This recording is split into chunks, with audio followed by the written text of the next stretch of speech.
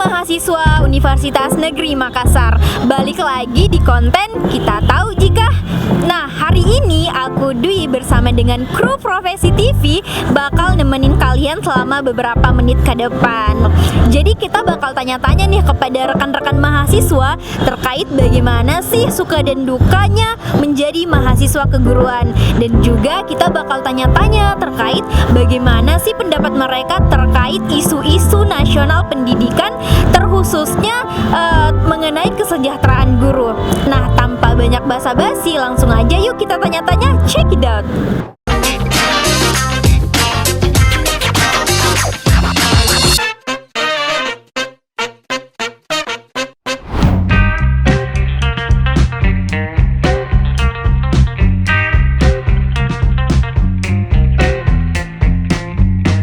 Oke, sekarang saya sudah berada di Fakultas Ilmu Pendidikan Universitas Negeri Makassar, tepatnya di depan Convention Hall.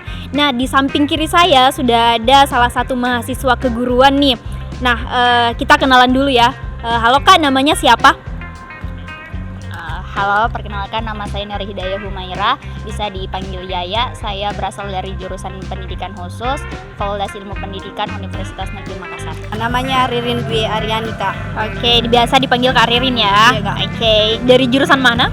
Dari jurusan Pendidikan Guru Pendidikan Anak Usia Dini, PAUD. Oke. Nama saya Dirga, Kak Dirga, dari jurusan mana Kak? dari jurusan Pendidikan Guru Sekolah Dasar. Oke, dari PGSD.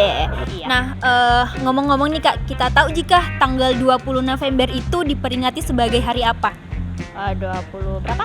25 November. 25 November itu kalau nggak salah hari peringatan Guru Nasional. Hari Guru Nasional. Guru. Hari Guru. Nasional. Oke, benar.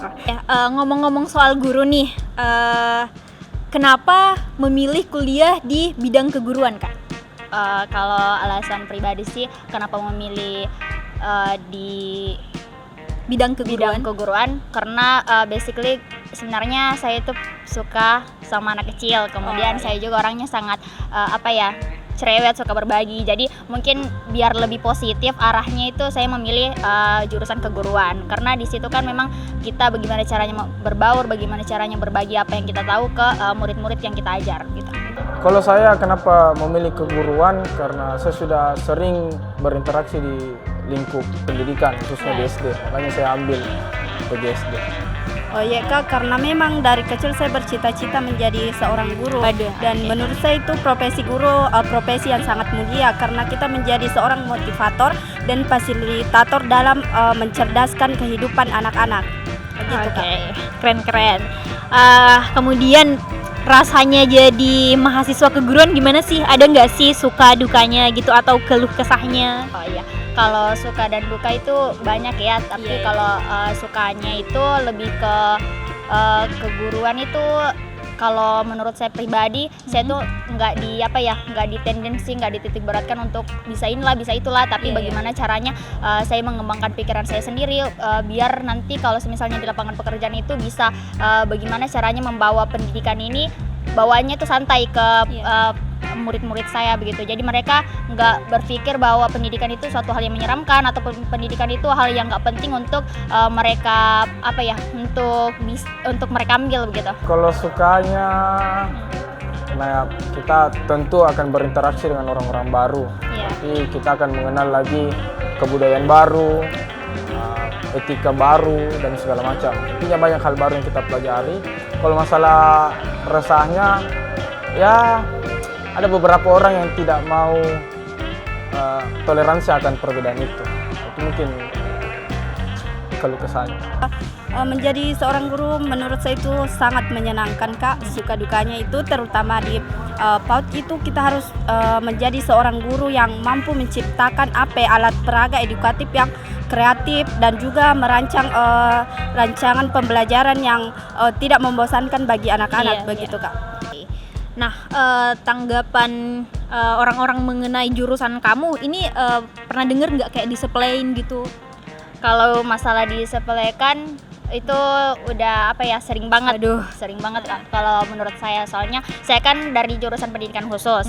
Dan jurusan pendidikan khusus itu banyak sekali yang belum tahu, Kak. Banyak sekali yang belum tahu, apalagi tentang nanti prospek kerjanya ke depan itu apa, terus kerjanya di mana, itu tuh banyak sekali yang masih bertanya-tanya. Jadi kalau untuk disepelekan ya sering sekali saya temukan. Aduh, parah sih. Kalau PGSD ada ya. Contohnya, Kak? Contohnya pertama itu ada yang bilang kuliah PGSD itu gampang. Ya. Padahal tidak segampang itu. Kedua ada yang bilang pedofil dan segala macam. Aduh. Itu ada yang bilang pedofil itu. Mungkin itu. Oke. Tapi tanggapan yang bagusnya ada nggak kayak? Kalau tanggapan bagus ada. Cuman tanggapan bagus itu kebanyakan dari orang-orang tua. Kuliah jurusan apa? Jurusan PGSD. Oh bagus, itu bagus. Iya, ada beberapa kali yang mengatakan bahwa kalau guru PAUD itu kayak menyanyi atau bagaimana, tepuk tangan kenapa harus mengambil jurusan itu. Tapi kalau saya pribadi itu menjadi seorang guru PAUD itu hal yang sangat luar biasa. Begitu, Kak. Oke, selanjutnya tanggapan kamu mengenai pernyataan gaji guru dikit nih, nggak usah jadi guru gitu. Kalau menurut aku sih sebenarnya jadi guru itu ya kalau kita masuk ke jurusan keguruan itu ya itu resikonya itu gaji kita nggak bisa harapin banyak-banyak lah tentang gaji. Soalnya kan kita emang udah dicap lah guru itu tanpa tanda jasa seperti itu. Jadi kalau berpikir masalah gaji itu mungkin itu bonusnya aja. Dan kembali lagi sih gimana caranya kita branding diri kita biar nanti di lapangan pekerjaan itu kita bisa dapat pekerjaan yang sesuai dengan branding yang kita munculkan di diri kita begitu. Jadi gajinya itu ya bonusnya itu ngikut dari branding yang ada di diri kita. Semakin tinggi branding yang kita pasang ke diri kita, gaji kita ngikut ke situ juga. Oh iya, saya pernah dapat tanggapan seperti itu. Itu lagi tadi saya bilang, karena orientasinya beda. Mungkin orientasinya dia lebih ke profit, bagaimana mengambil keuntungan, makanya dia bilang seperti itu. Tapi kalau saya, orientasi saya tidak seperti itu. Memang saya dapat filter sendiri kalau berbagi ilmu dengan yang lain. Ada rasa kesenangan sendiri kalau berbagi pengetahuan dengan yang lain. Kalau saya pribadi, Kak, tidak menghiraukan pernyataan tersebut karena justru itu yang menjadikan saya memotivasi saya yang ingin membuktikan bahwa guru itu bukan hanya dilihat dari gajinya, Kak. Iya, benar. Oke, nah selanjutnya kita masuk ke pertanyaan-pertanyaan yang mungkin agak berat nih. Oke, saya mau nanya terkait ada bagaimana gitu tanggapan kamu mengenai kualitas dan kesejahteraan guru saat ini? Kalau tanggapan saya pribadi sih tentang kesejahteraan guru sekarang itu sejahtera nggak juga, tapi kalau dibilang tidak sejahtera ya tidak juga. Karena kalau kita lihat dari sisi usaha pemerintah untuk menyejahterakan guru itu ya benar-benar pemerintah itu gencar-gencarnya melakukan terobosan-terobosan yang sekiranya dapat menyejahterakan guru-guru, terutama guru-guru honorer nih yang P3K atau menyamakan derajat guru honorer dengan guru-guru PNS begitu.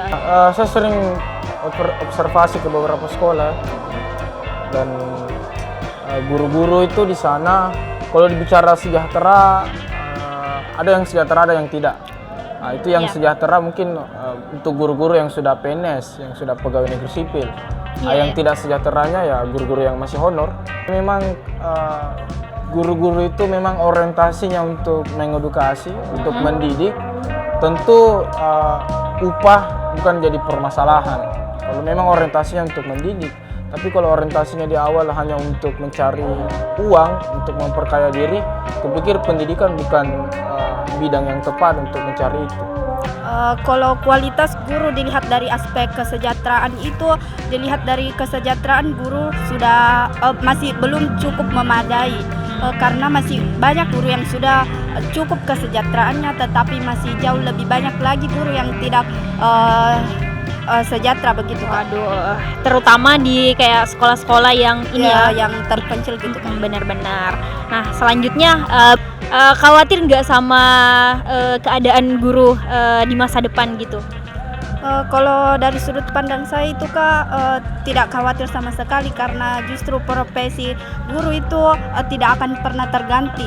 karena kalau mungkin profesi-profesi lain kita lihat sekarang nih ada yang digantikan dengan robot, tapi kalau seorang guru itu tidak mampu digantikan dengan robot. Kalau dibilang khawatir ya khawatir karena ini punya implikasi dengan peserta didik. Iya. Jadi guru sebagai role model pasti punya pengaruh sama peserta didiknya. Iya. Kekhawatiran di masa depan itu jelas ada karena kalau keadaan ini saya sebagai PGSD saya rasakan betul bagaimana guru itu dibentuk.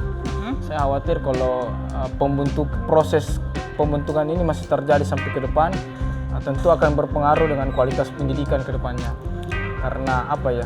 Saya menganggap hari ini pendidikan itu hanya ladang untuk menciptakan keuntungan, bukan betul-betul untuk mengedukasi.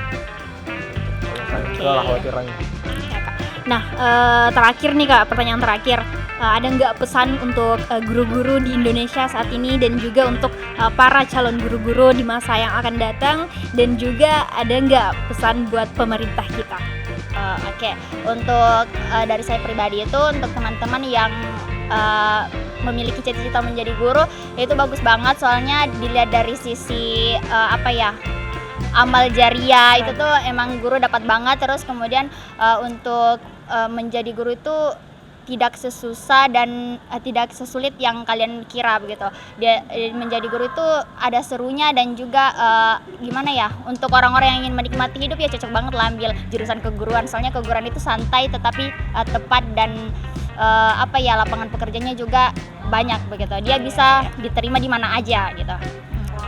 Ya, untuk pesan untuk teman-teman yang ingin menjadi seorang guru, tetap semangat dan jangan menghiraukan pernyataan-pernyataan yang bisa menjatuhkan profesi guru.